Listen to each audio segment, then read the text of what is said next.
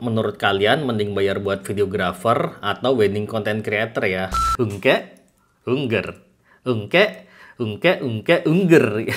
Ya mereka itu bukan orang yang profesional editannya, tapi content creator itu bahkan lebih cepat lagi, bisa dalam hitungan menit. Kalau wedding content creator, kita harus ngeliat dari sudut pandang orang ketiga. Nggak penting lah mau orang tua kita, mama papa kita, atau tetangga kita bilang, kok kamu hasilnya jelek banget sih videonya gitu. Atau foto juga berlaku. Gua tahu foto-foto yang kayak gitu itu cuman tren doang. Berkesan, foto yang bakal kepake dan berkesan itu bener-bener foto yang basic biasanya. Gua nggak mengecilkan sama sekali pekerjaan wedding content creator ini, terlepas dari banyak banget orang yang, dan di situ gue ngerasain baru pertama kali gue didiskriminasi gitu, karena gue cuman pakai handphone doang dan gue dianggap mengganggu. Ini adalah gear yang cocok yang gue pakai sebagai wedding content creator gitu. Selama pengantinnya itu nggak request, ya itu adalah keputusan yang tepat yang bakal gue pakai. Kayak ungke unger tuh apa gitu maknanya, ungke itu apa, unger tuh apa, dan apa signifikansinya lirik dari lagu tersebut yang bisa nyambung ke video yang dihasilkan oleh videographer gitu. Content creator hire wedding content creator buat ngekontenin weddingnya si content creator itu. Gue tetap lebih ngejagoin atau gue lebih pilih videographernya. Videonya itu nggak akan dibawa sampai ke puluhan tahun ke depan gitu. Itu video yang punya masa dan bisa usang. Tapi sebelumnya buat kalian yang belum follow gue, jangan lupa follow dulu ya. Halo guys, balik lagi dengan gue Yedija. Gue seorang komersial fotografer dan gue sekarang lagi mau ngedit, tapi ini kontennya sambil nyetir. Jadi sambil nyetir tapi bohong, ini gue mau ngedit. Nah, sambil ngedit gue mau ngomongin tentang wedding content creator. Kalian pernah denger nggak? Jadi sebelumnya gue itu tadi pagi sempat baca di thread itu, dia bilang kalau dia tanya sih, kalau menurut kalian mending bayar buat videographer atau wedding content creator ya? Nah, gue nggak mau bahas sebenarnya ke konteks atau pembahasan tentang orang itu benar atau salah atau bagaimanapun itu, gue nggak mau masuk ke sana. Tapi gue mau ngebahas ke kalian tentang wedding content creator yang belakangan ini lagi rame. Jadi mungkin kalau secara singkat lah ya, gue bisa kasih ke kalian, wedding content creator itu lebih kayak di zaman sekarang ini itu kan banyak banget orang yang pengen ngonten. Sedangkan kalau konten itu kan harus cepet kan.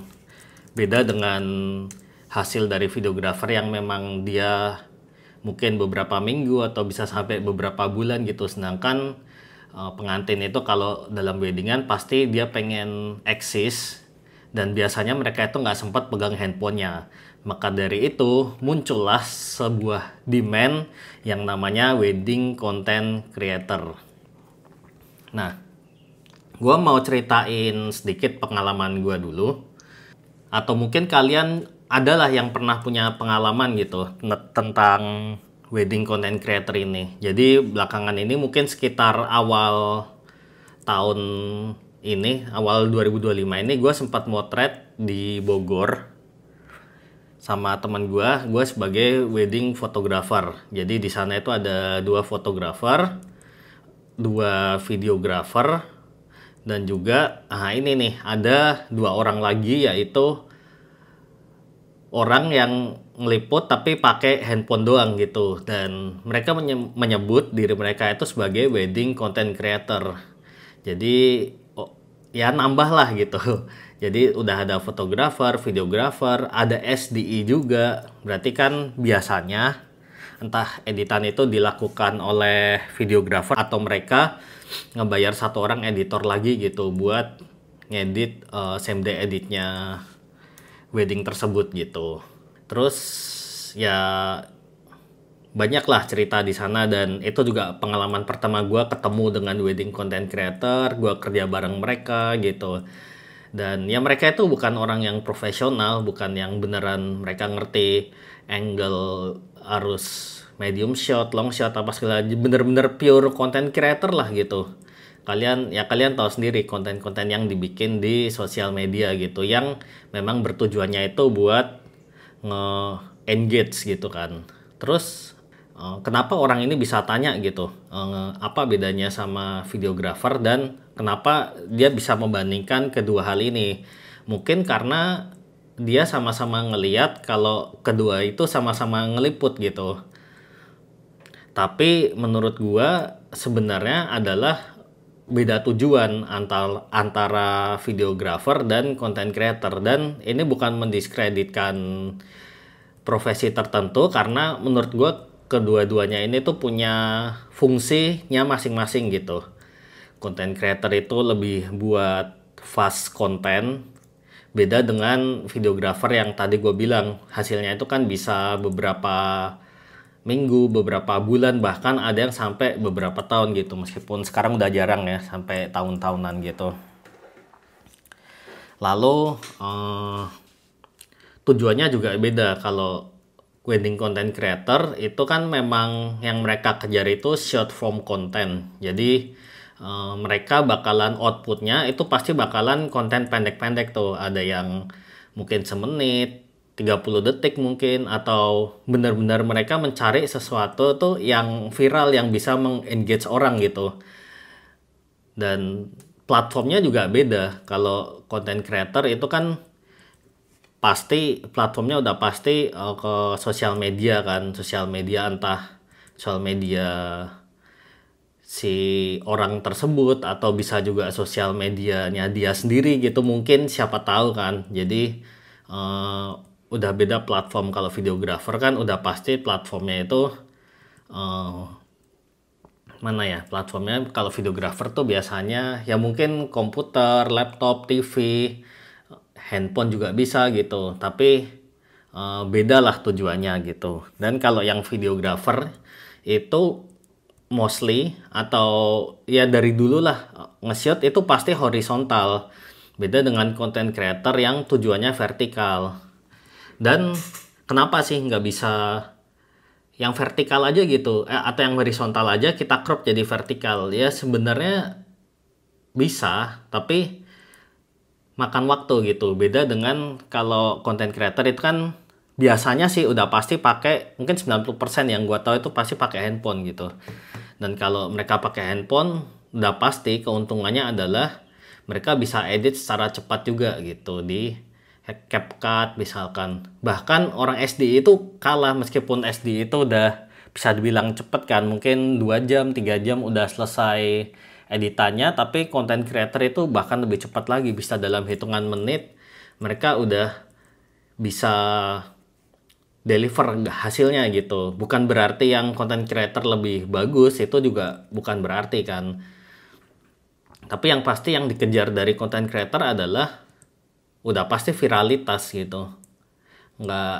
Kita nggak bisa bohong, semua yang di-upload ke sosial media itu udah pasti yang bikin viral gitu, karena tujuannya itu kan engagement kan. Dan bisa engagement, bisa juga dia mau ngasih tahu keluarganya gitu, pamer lah ini loh gue lagi wedding nih misalkan, seperti itu. Tapi kan back to the root-nya sebenarnya adalah engagement aja gitu.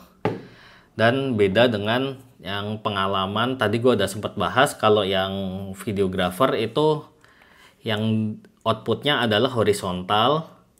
Karena ini mungkin agak ngebahas dikit ke agak teoritis dikit ya, tapi yang pasti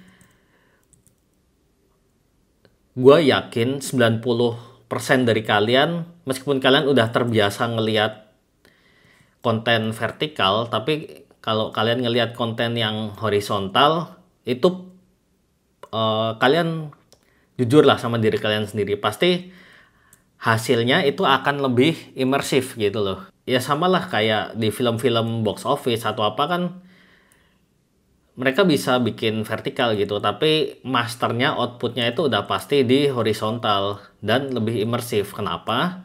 Karena mata kita mata kita itu kan horizontal kan, jadinya pandangan kita itu sebenarnya, mata manusia tuh ngelihat tuh horizontal, nggak ngelihat vertikal gitu. Dan kalau konten vertikal pun yang dilihat tuh biasanya cuman center tengah doang gitu. Yang paling atas dan paling bawah itu biasanya ke ignore gitu kalau kita nggak perhatiin.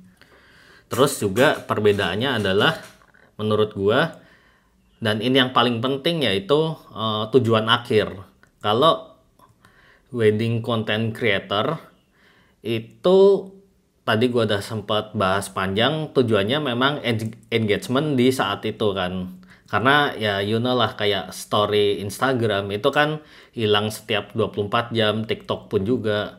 Terus let's say kalian reels lah atau postingan gitu. Mungkin nggak hilang, tapi itu udah pasti akan tenggelam dan orang tuh nggak akan ngelihat lagi gitu. Coba kalau kalian yang sering main di Instagram atau sosial media secara overall, itu pasti gue yakin yang udah di page ke foto-foto yang udah ke 10, 20, 30 ke bawah itu pasti udah nggak ada engagement lagi, udah nggak nambah lagi gitu loh. Buat view-nya itu mungkin nggak terlalu nambah lagi gitu. Dan tujuannya nih, kalau wedding content creator, kita harus ngeliat dari sudut pandang orang ketiga atau sudut pandang orang yang ngeliat wedding tersebut gitu. Dalam artian, market kita itu tuh bukan pengantinnya. Jadi nggak peduli misalkan nih, ini naifnya gue ya, gue bilang kalau meskipun itu kontennya alay dan pengantinnya mungkin nggak suka gitu konten alay, ya in some extent it's okay gitu, karena numbers don't lie kan. Gimana pun mungkin konten yang agak alay atau konten yang memang lagi tren yang mungkin kita nggak suka, gue juga nggak suka gitu, tapi dengan adanya content creator ini yang mereka ngerti tren, itu mereka bisa meng-engage orang lain dengan konten alay tersebut gitu. Sedangkan videographer itu nggak punya kemampuan, atau mungkin punya tapi beda tujuan. Kalau videographer itu kan tujuannya memang dia bikin konten buat pengantinnya. Jadi nggak pedulilah itu mungkin hasil akhirnya itu misalkan gelap-gelap atau terang banget gitu. Ya as long hasil akhirnya itu dilihat pengantinnya dan pengantinnya suka, itu nggak masalah sama sekali, bener-bener nggak masalah gitu. Nggak penting lah mau keluarga nyokap kita gitu, atau ya orang tua kita, mama papa kita atau tetangga kita bilang, kok kamu hasilnya jelek banget sih videonya gitu, atau foto juga berlaku, kok fotonya jelek banget gitu. Dan ya itu tuh bukan masalah buat seorang videographer gitu, selama kliennya suka. Menurut gua mau dibilang jelek sama keluarganya ya nggak masalah, meskipun keluarga yang bayar wedding ya, tapi selama itu dokumentasinya targetnya adalah buat pengantinnya, ya nggak masalah gitu. Toh yang ngelihat beberapa tahun lagi, 10-20 tahun lagi ke depan, yang itu memang tujuannya dari videographer bikin video, itu kan itu. Jadi menurut gue value-nya seorang videographer itu dinilai cuman bisa waktu yang bisa menentukan gitu. Sama dengan foto sebenarnya. Let's say kalau misalkan kasusnya foto nih, you know lah, kayak foto-foto yang kekinian, foto blurry atau foto yang gelap-gelap banget, orangnya kecil, prewed gitu misalkan. Itu bagus, gue juga sering melakukan hal itu gitu. Gue sering ngambil angle-angle yang artistik banget gitu kan. Tapi gue tahu foto-foto yang kayak gitu itu cuman tren doang. Selain memuaskan style gue sendiri atau ego gue, itu juga memuaskan tren yang ada pada saat itu gitu. Itulah kenapa kalau gue mau thread untuk klien dokumentasi, gue selalu yang paling penting itu adalah justru angle yang paling amannya, atau di fotografer pertamanya. Itu yang paling penting dibandingkan fotografer yang art-artnya gitu menurut gue. Karena oke lah, itu 1 hari, 2 hari, setahun itu bakal masih kelihatan keren gitu yang kita ambil secara art-art. Tapi mungkin beda cerita kalau udah 20-30 tahun lagi. Mungkin kita udah nggak pegang fotonya, kita udah meninggal, yang megang fotonya itu anak cucu mungkin. yang bakal berkesan, foto yang bakal kepake dan berkesan itu benar-benar foto yang basic biasanya. Foto yang cuman mungkin nggak sebasic pas foto sih nggak, tapi benar-benar foto yang classic portrait. Foto-foto yang bisa nanti bakal dipajang di rumah, bakal jadi kenang-kenangan atau dicetak di 4R ditaruh di meja seperti itu. Bahkan jadi foto terakhir kalian mungkin itu bisa jadi karena foto klasik yang basic tersebut sebenarnya, bukan yang sampai foto ala-ala lah seperti itu. Jadi memang tujuannya itu beda. Kalau tadi gue udah sempat bilang juga yang content creator itu sengaja dibuat mengengage secepat mungkin dalam waktu kurang dari 24 jam atau maksimal banget itu 3 hari sampai seminggu itu udah bagus, konten bisa naik selama itu tuh udah bagus banget menurut gue. Sama kayak ya berita lah, berita kan juga cepet hangusnya kan. Seviral-viralnya berita korupsi-korupsi gede, triliunan-triliunan itu maksimal juga mentok berapa sih? 2 minggu, paling bisa sebulan aja itu udah cakep banget. Tapi rata-rata seminggu 2 minggu udah turun sih konten-konten kayak gitu. Terus jadi kalau kalian misalkan mau jadi wedding content creator, yang pasti kalian butuh belajar yang namanya juga adalah hook.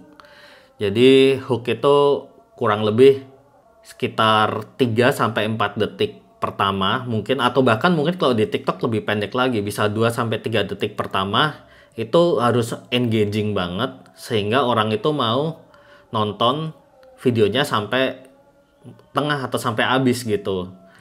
Beda dengan wedding video yang dia mungkin hook itu perlu tapi mungkin lebih ke intro dibanding ke hook gitu loh.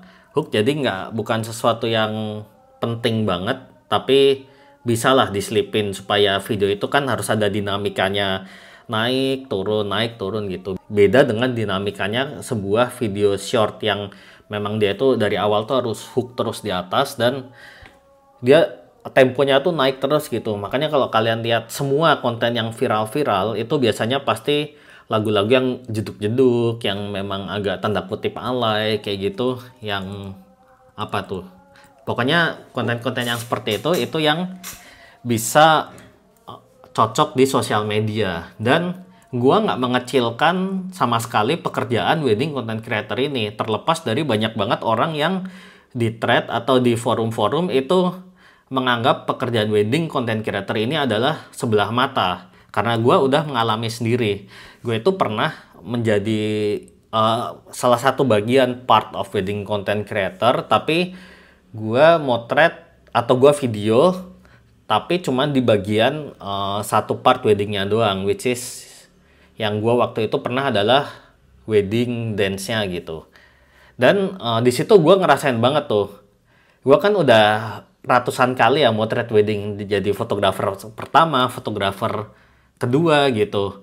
Dan di situ gue ngerasain baru pertama kali gue didiskriminasi gitu, karena gue cuman pakai handphone doang dan gue dianggap mengganggu foto dan videografer utamanya. Sedangkan padahal gue udah bilang ke mereka kalau gue ini juga dibayar loh sama klien. Oke lah, lu punya gear yang lebih bagus gitu, tapi ini adalah gear yang cocok. Ini adalah gear yang cocok yang gue pakai sebagai wedding content creator gitu. Gue bisa pakai kamera yang sekarang gue pakai buat syuting nih, EOS R 5D Mark IV itu bisa buat konten. Hasilnya, videonya ya udah pasti lebih bagus, visualnya udah pastilah itu lebih bagus gitu. Tapi nggak sesuai peruntukannya gitu loh. Dan seorang wedding content creator itu belum tentu bisa jadi videographer. Videographer juga menurut gue belum tentu bisa jadi wedding content creator, karena benar-benar ilmunya beda gitu. Gue nggak bilang ilmu ini ya, ilmu teknik shotnya seperti apa, tapi lebih ke ilmu marketingnya lah gitu. Marketingnya yang seorang content creator itu ngerti konten mana yang bakalan engage, dan dia mungkin nggak ngerti konten mana yang bakalan menjadi memori buat pengantinnya. Sedangkan videographer seharusnya dia ngerti video atau foto mana yang bisa mengangkat memori dari kliennya atau dalam hal ini dari pengantinnya gitu, sehingga kalau mereka ngelihat beberapa tahun lagi itu masih relevan gitu loh. Beda kalau content creator yang udah lihat hasil beberapa tahun lagi kan, ini mah tren zaman dulu gitu. Tetap ada memorinya tapi ya it hit different gitu loh, beda. Terus juga tren-tren musik gitu. Kalau tren musik di wedding content creator udah pasti mengikuti zamannya. Sekarang apa? Mungkin yang tren misalkan apa itu yang ungke ungger itu. Ungke ungger. Ungke ungger. Kayak gitu. Itu yang lagi tren kan sekarang. Gua kalau jadi content creator, mungkin gua bakal pakai lagu tersebut gitu. Kalau memang kliennya nggak ada request ya beda cerita. Kalau kliennya yang request, gue nggak mau lagu ini ya, gue kesel banget sama lagu ini, kan banyak yang kesel juga sama lagu itu gitu. Tapi selama pengantinnya itu nggak request, ya itu adalah keputusan yang tepat yang bakal gue pakai musiknya kalau gue jadi wedding content creator. Tapi kalau gue jadi wedding videographer dan gue sebagai editor, gue nggak bakal pakai sound yang seperti itu gitu. Itu udah kartu mati lah buat gue pakai sound seperti itu, karena yang pertama udah pasti itu lagu bukan lagu yang everlasting gitu, dan toh itu lagu juga nggak ada maknanya. Kayak ungke unger tuh apa gitu maknanya, ungke itu apa, unger tuh apa, dan apa signifikansinya lirik dari lagu tersebut yang bisa nyambung ke video yang dihasilkan oleh videographer gitu. Itu kan kalau buat videographer atau editor video itu kan termasuk hal yang perlu dipertimbangkan banget gitu. Makanya kalau kalian lihat videographer itu biasanya pakai lagu-lagu yang mungkin lagu pop lah yang pada saat itu gitu. Dulu misalkan ada Beautiful in White, sekarang apa tuh, gue udah nggak ngikutin wedding, tapi sekarang pasti ada yang ngetren tapi bisa dibilang mungkin, atau gue bilang lagu aman lah kayak gitu. Beda dengan lagu yang dipakai buat wedding content creator atau sebagai konten gitu. Terus kegunaannya apa sih gitu loh. Menurut gua nih, balik mengacu ke pertanyaan yang tadi di awal itu, kalau si mbaknya itu memang keceplosan nih mbaknya, cewek ya berarti. Oke, kalau mungkin dia memang, gua nggak ngerti dia itu seorang apa, tapi kalau dia memang seorang influencer, menurut gua worth it banget kok kalian ngebayar seorang content creator, karena ya itu kan part of kerjaan seorang content creator gitu loh. Content creator hire wedding content creator buat ngekontenin weddingnya si content creator itu.